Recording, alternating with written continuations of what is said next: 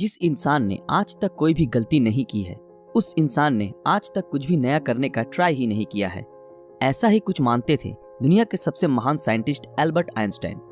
14 मार्च 1879 Germany के उल्म शहर में एक यहूदी परिवार में पैदा हुए थे सर एल्बर्ट आइंस्टाइन। उनके पैदा होने के बाद डॉक्टर्स ने नोटिस किया कि उनका सर नॉर्मल बच्चों के मुकाबले काफी बड़ा था और वो एक एबनॉर्मल बच्चे के रूप में जन्मे थे। इसके बावजूद भी उनका दिमाग इतना तेज था कि आज तक कोई भी उनका मुकाबला नहीं कर पाया। आज 60 साल हो गए आइंस्टाइन हमें छोड़ के चले गए हैं, लेकिन आज भी साइंस उनकी थीसिस के बिना कमजोर है।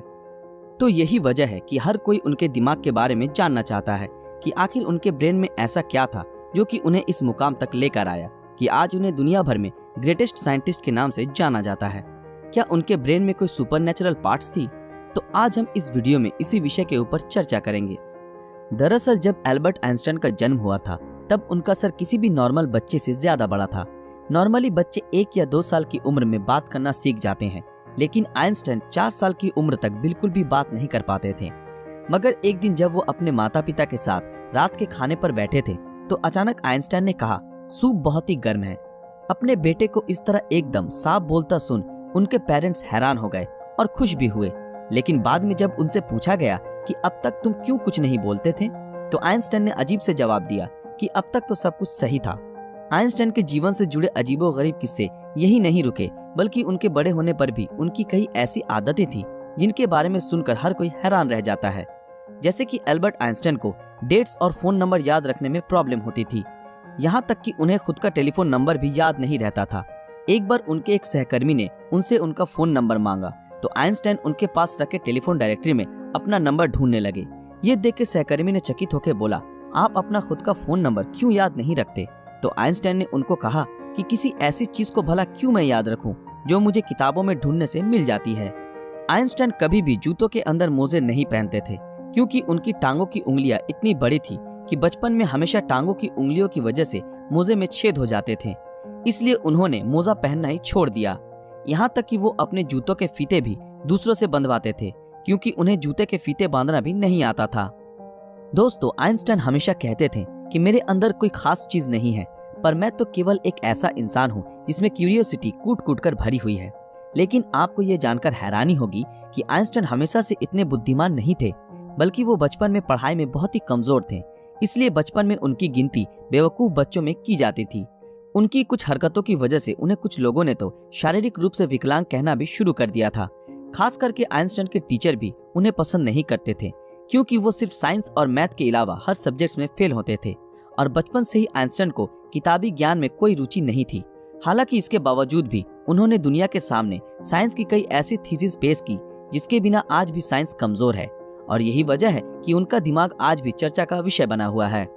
18 अप्रैल 1955 आइंस्टाइन की मृत्यु के बाद पैथोलॉजिस्ट डॉक्टर थॉमस हार्वे ने आइंस्टाइन के परिवार की अनुमति के बिना ही उनके दिमाग को रिसर्च के लिए निकाल लिया था और वो वहां से भाग गए।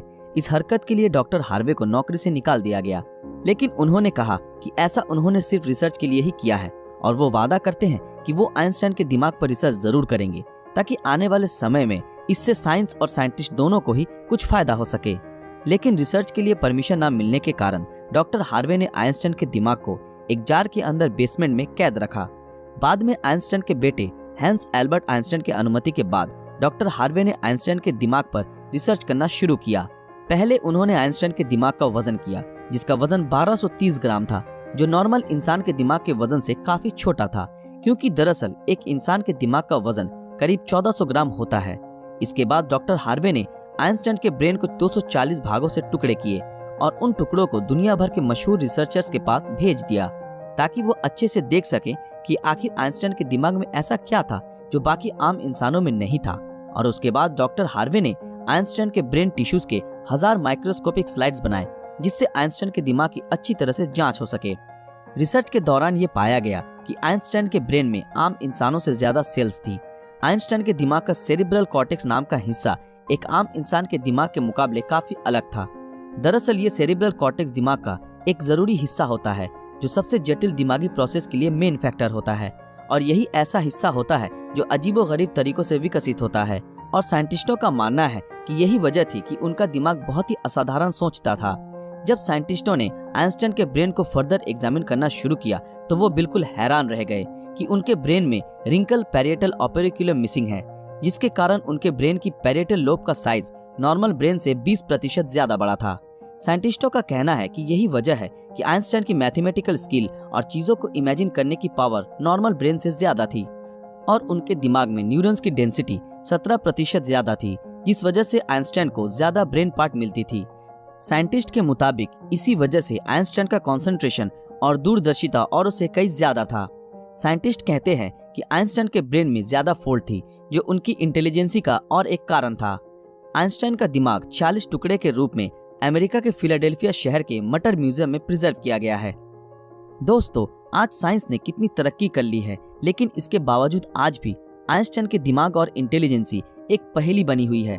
लेकिन साइंटिस्टों को आशा है कि फ्यूचर में किसी बेहतरीन टेक्निक के जरिए आइंस्टाइन के दिमाग को और भी बेहतर तरीके से जानने में कामयाबी हासिल होगी। डॉक्टर थॉमस ने आइंस्टाइन के दिमाग के साथ जो कुछ भी किया, क्या वो सही था या गलत? इस बारे में आपकी राय हमें कमेंट में जरूर बताएं। दोस्तों, आज के लिए बस इतना ही। आशा करते हैं आप लोगों को ये वीडियो पसंद आया होगा। तो फिर मिलेंगे अगले वीडियो में ऐसे ही किसी मजेदार विषय के साथ। अगर आप ऐसे ही और वीडियो देखना चाहते हो तो हमारे इस चैनल को सब्सक्राइब करके बेल आइकन ऑन कर दें, ताकि जब भी कोई नया वीडियो आए आप तक नोटिफिकेशन पहुंच जाए। अगर ये वीडियो आप लोगों को अच्छा लगा तो इस वीडियो को लाइक, कमेंट और ज्यादा से ज्यादा शेयर जरूर करें। तो मिलते हैं आपके साथ अगले वीडियो में, तब तक के लिए शुक्रिया।